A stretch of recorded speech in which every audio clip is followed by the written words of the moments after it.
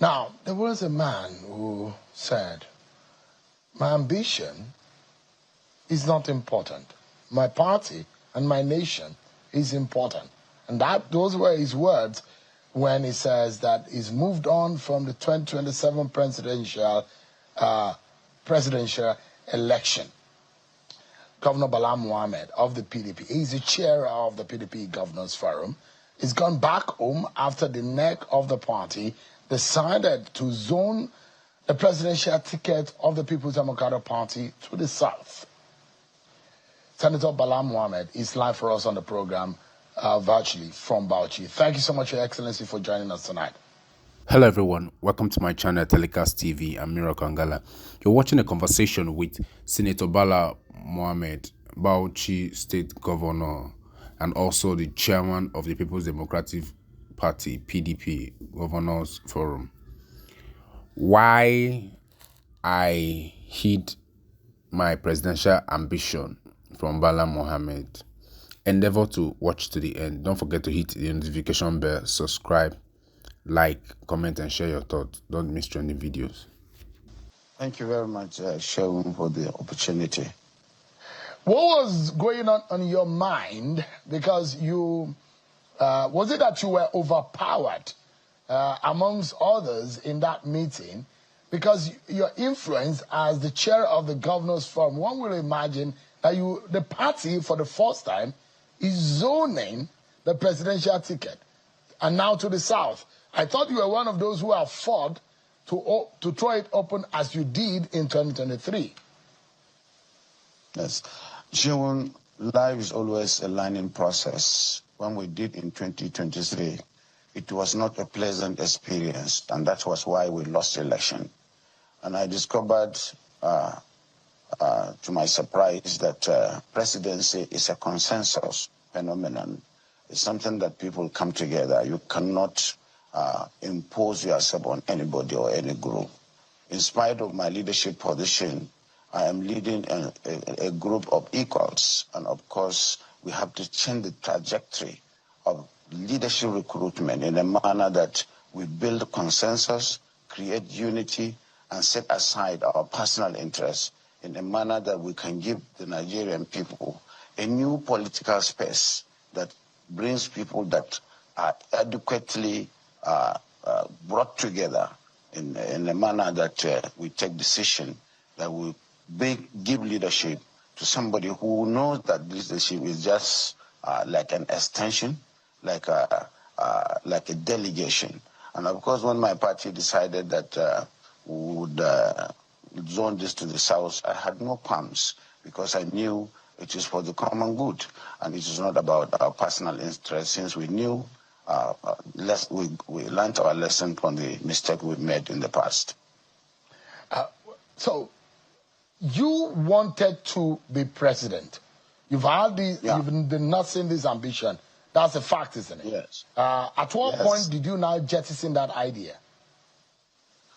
I jettisoned that idea from the point we decided to say that all of us are equal, and we have so many eminently qualified people who are not even opportune to be within the ring of our group, that is a group of governors, people outside who are not even governors, who are bureaucrats and technocrats, and they may have more experience and knowledge of leadership. And so we should leave this thing open, and by the time we took decision, we must go by it. But whoever emerges should know that he is doing it on our behalf. That's why I said it is a delegation of responsibility of people of like minds, and our party should do something different to show that we are different from the rest. Not a party that brings people who are just grandstanding and who feel that they are larger than life, that it is even a favor for them to lead, that it is their own maternal or whatever rights for them to continue to lead in the country, where we have 250 million people. We have agitated youths who are very knowledgeable and they know global best practice. They are driven by knowledge, experience, and of course, global best practice. So we decided as governors at this time and epoch to change the trajectory of leadership recruitment in a manner that we build consensus around us and open the space for the best to emerge. And of course, we knew that this is the time when a Southerner is a president, and of course he is just gone for 4 years, and of course the second tenure would be assumed to be his. So if we are contesting, we needed somebody very strong or stronger than him from the South to give him a fight for his life, because the government at the day is not working very well. And so we have to seize the opportunity to make sure that we provide or present a credible candidate that is marketable. Already the situation is germane for us to take over power, and we need to navigate very cautiously and intelligently. Confirm for us, Governor Mohammed, tonight. We understand that the game plan is very clear, that one of your own and yourself are the pair your party is putting forward. That Seyi Makinde is the presidential candidate, while Bala Mohammed is the vice presidential candidate, and that is the game plan. No, is that what you are planning? No, that's not what we are planning. You see, Seyi, I have learned this thing because I have worked closely with the president when I was the minister of FCT. When we came back in 2011 and formed a government, the president must be given opportunity to choose his vice. I am not withdrawing because I want to prepare myself for vice presidency. Of course, if it is within the senses of judgment of our party leaders and the presidential candidate to choose me, I'm ready. But certainly, if I am not given, I have said it to the public today, I'm ready to give whoever the party or the presidential candidate that would emerge from the South to bring somebody if he is better than me. The issue is to win election. Who is acceptable in the North? Who has really stepped out and the North know him in such a manner that he will represent them? So if there are better candidates, of course, there are so many positions in the presidency. We are changing the narrative in a manner that we don't want to be like those we are accusing who are always presenting themselves, sometimes even becoming postural in their quest for self-actualization in terms of looking for opportunity to step out as presidential candidate. I am not one of those, but certainly if Seyi or any other person emerges, I will give my maximum support for the person to become president. But me and Seyi, we have never discussed the issue of pairing, but we have mentioned the issue of taking over power by the grace of God so that we can give Nigerians the opportunity of good governance in 2027 and upward. I mean, I'm talking to a second-time governor, a former federal lawmaker, a former minister. So I'm talking to a politician who knows his onions, isn't it? And but what do you think about that pairing? For those who are already flying that kite in your party, who says it's Seyi Makinde Bala Mohammed ticket for 2027 for PDP. For a moment, how do you think that could work? Do you think that can match a Bola Tinubu Kashim Shettima ticket?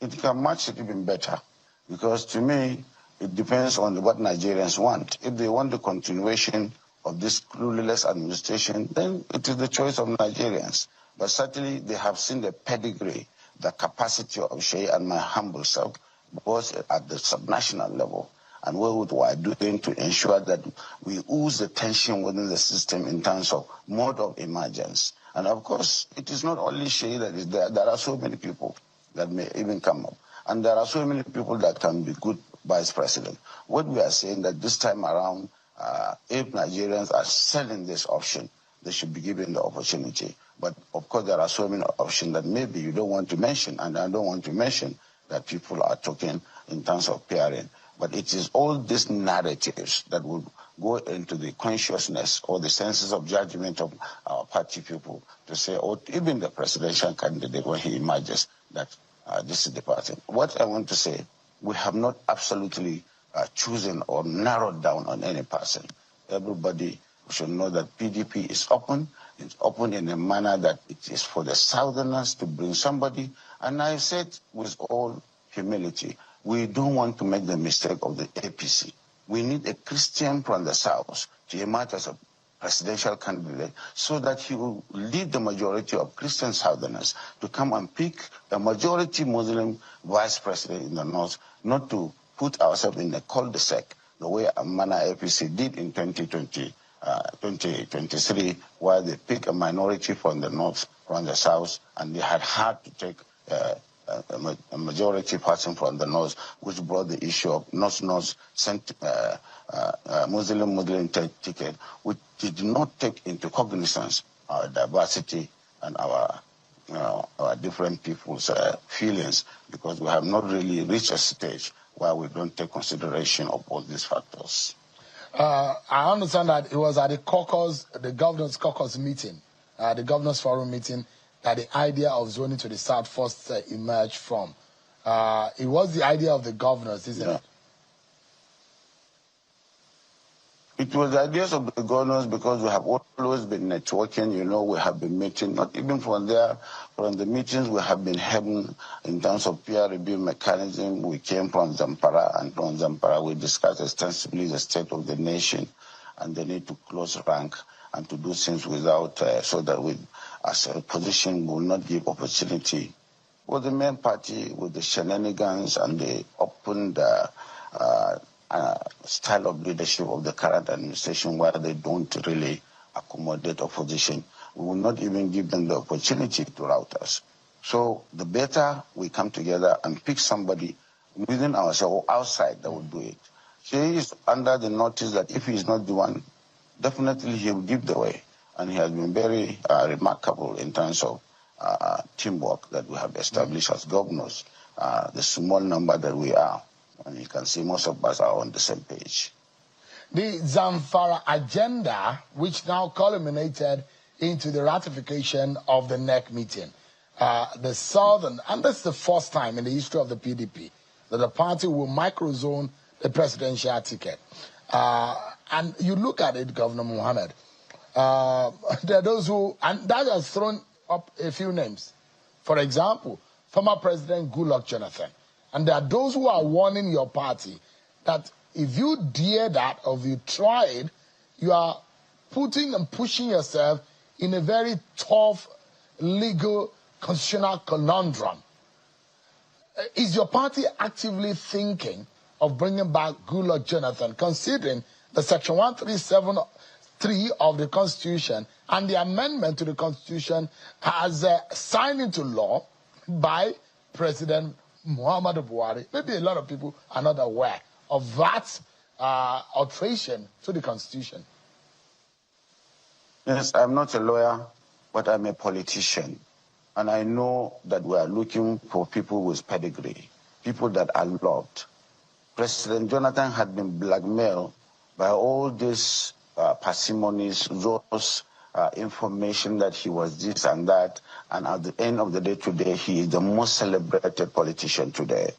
And of course, in Nigeria, having seen that at least during his time, most of the issues that have to do with improvement of the quality of life of Nigerians have been very good and excellent compared to what is today. And of course, all those issues that he was accused of, they were mere just political blackmail. And of course, even at that time, he was going for what is presumed to be third term, because he would have been sworn in thrice if he had won. And so the court gave judgment on that issue that he has been cleared to run. And clearly he ran and lost. And so whatever amendment that is coming thereafter, to us, to me as a layman and a politician, it will not have retrospective effect, because the law is not an us.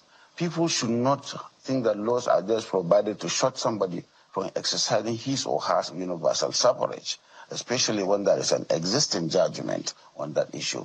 But this should be left to the court. I don't think the political opportunists on the other side should use this to stop somebody who is better in terms of candidacy, in terms of pedigree from running. But certainly, President Jonathan is one of the candidates we are thinking if he joins us and comes and opens his mind to run. And even other people like Governor Obi, because if he decides to come to a better platform where there is no encumbrances, he will be given the opportunity too. There are others. Are you courting him? Are you courting Obi?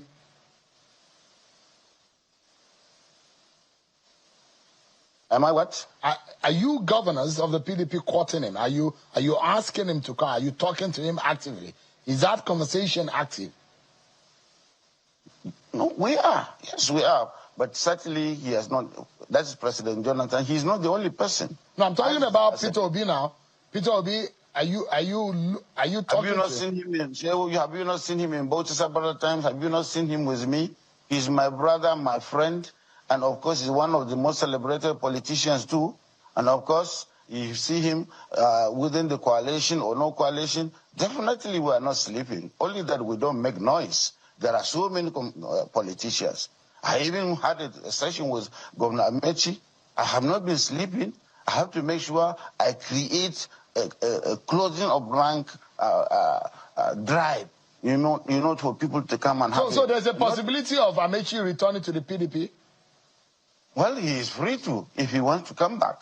But when you spoke, Governor, to Peter Obi, did he agree to return to PDP? These are some of the decisions that are left to Peter Obi, not to me.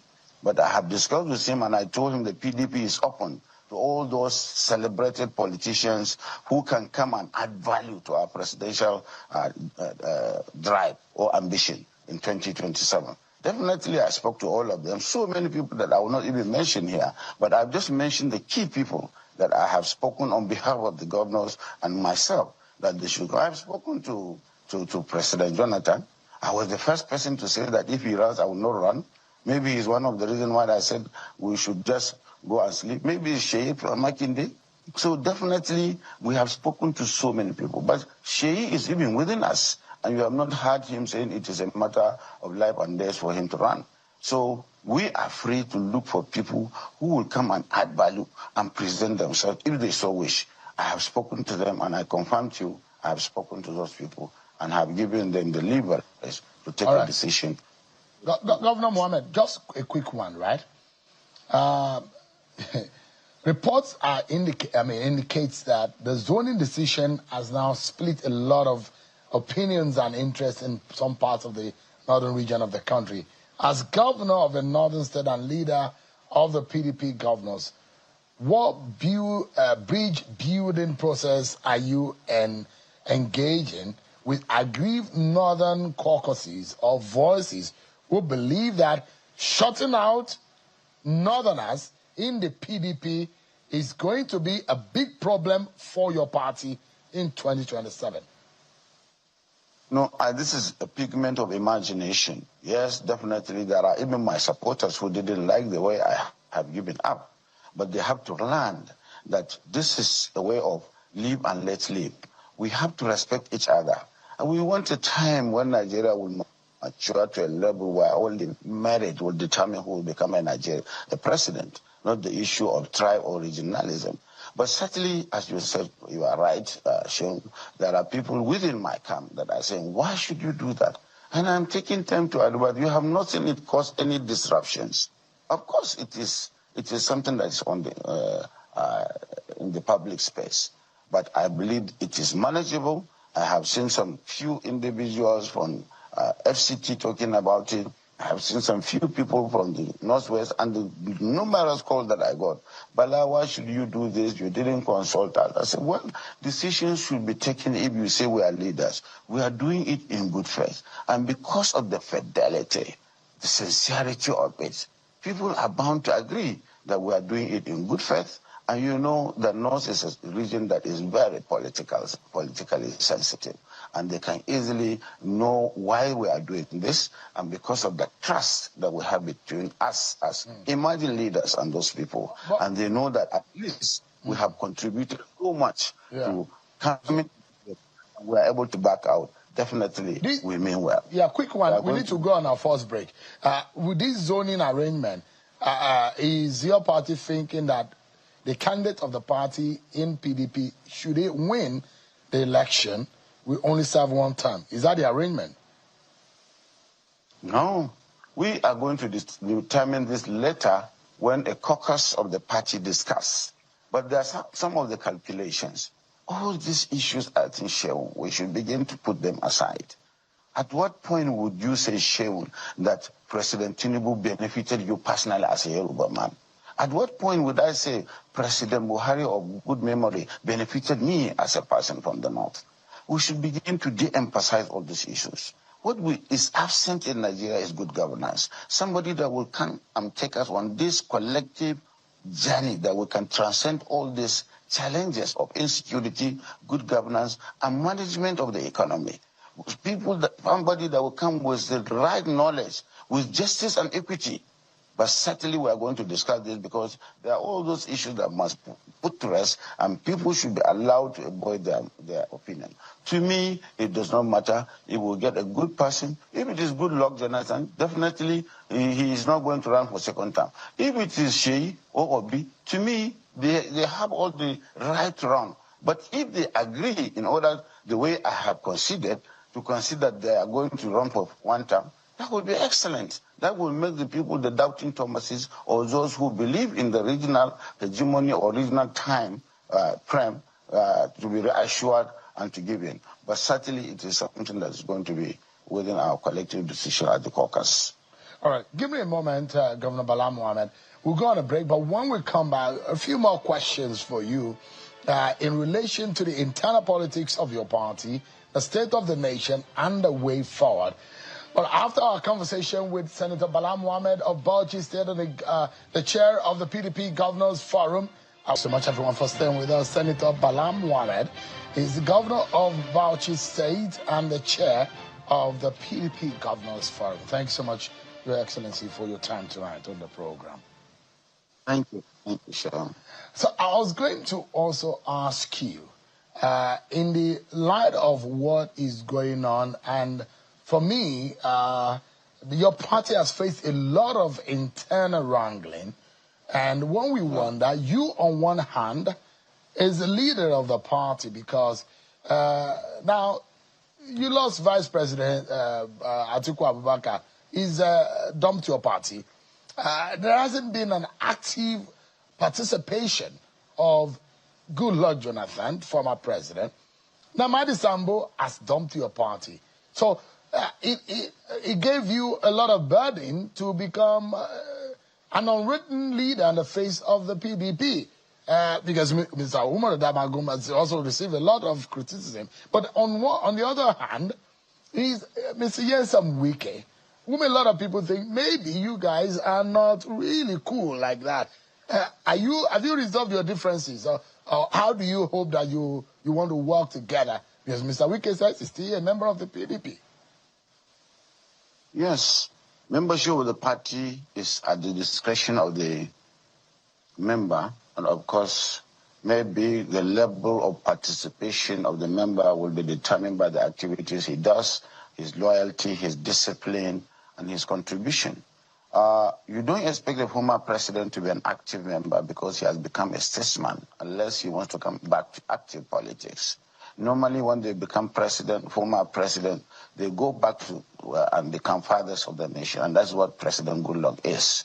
And for the Vice President Namadi Sambo, he's still an active member of the party because he has denounced the fact that he has left, and he's also a father of the party. As for His Excellency, the Vice President Atiku Abubakar, he has the discretion to leave, and some of those leadership problems was what drove him out. And of course, you can see we are trying to navigate to ensure that, yes, there were issues, but certainly we will not run away and leave the problems. And where he has even gone, there are more problems for him. And so, of course, wherever you go in politics in Nigeria, you will meet problems, and all you need to do is to show leadership and solve the problems. With regard to our relationship with Wike, he was a good friend of mine. And of course, there was a time we had a TikTok in terms of altercations. But have been spoken to by our leaders of the party to stop all this, and he too has been spoken to as a former governor and a leader of the party. There was no need. Yes, it is managing a very difficult situation where somebody is somewhere serving somebody that we want to remove, and at the same time being a member. But this is what makes us strong, to manage such sensibilities and perception, issues of discipline or indiscipline. Confirmation that loyalty has shifted here and there. It is the dynamism of participatory politics that we are managing. And we decided to shut down, just like the Chinese have done in their Mandarin spirit, to solve their problems, and they came out strong. And that's what we are doing as PDP. No need for us to be washing our dirty linings in the public.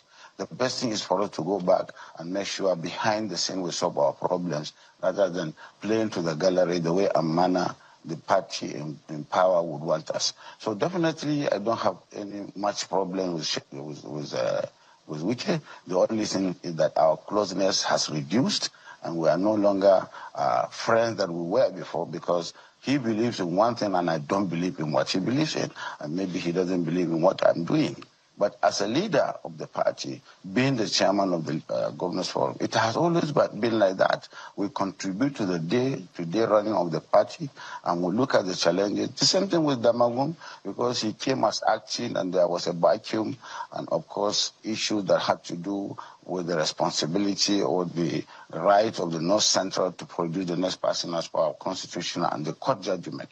We believe in the rule of law. The Damagun gets an injunction, a court judgment that he should act, and he has acted. And you can see voluntarily all the members of the National Working Committee agreed to go at the end of their tenure. That is auspicious. We respect them. We appreciate them. And they conducted congresses in so many state chapters without any rancor. Right. And this problem did not degenerate to our state chapters. That is also a mark of capacity by the National Working Committee and some of us. Right. So definitely within the party. Quickly, let me ask you, in all of this, do you think that whatever that happened a few days ago has healed your party, or you have a lot of healing to do? Because there are those who say what you have done is you have served in the hands of Bola Tinubu and the APC, and it's just going to be an easy ride for APC and Bola Tinubu to win the election, even in larger proportion compared to 2023. In fact, there are those who have even accused some of you as working for Bola Tinubu and the APC. Well, when you have a member like Wike working for Tinubu, definitely they are going to say this, because these are realities on the ground. But some of us as leaders, you have heard us loud and clear, we are not working for Tinubu, and of course we will not work for Tinubu. And the way and manner we are going, as you ask the second leg of the question, that we still have a lot of work to do. And we are not sleeping. We are having sleepless nights because there are boo-boo traps. The current party or government in power, they are only politicking, they are not governing.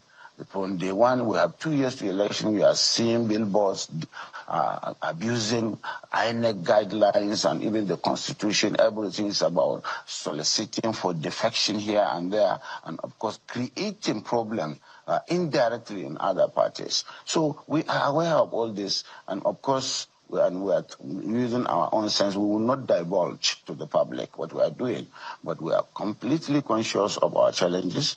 And as you ask, we are not there, it's not there to Uhuru, because we have issues here and there. Even after our convention, how do we make sure that this stage of anti-democratic tendencies that the government is exhibiting in terms of intolerance to opposition has not culminated into,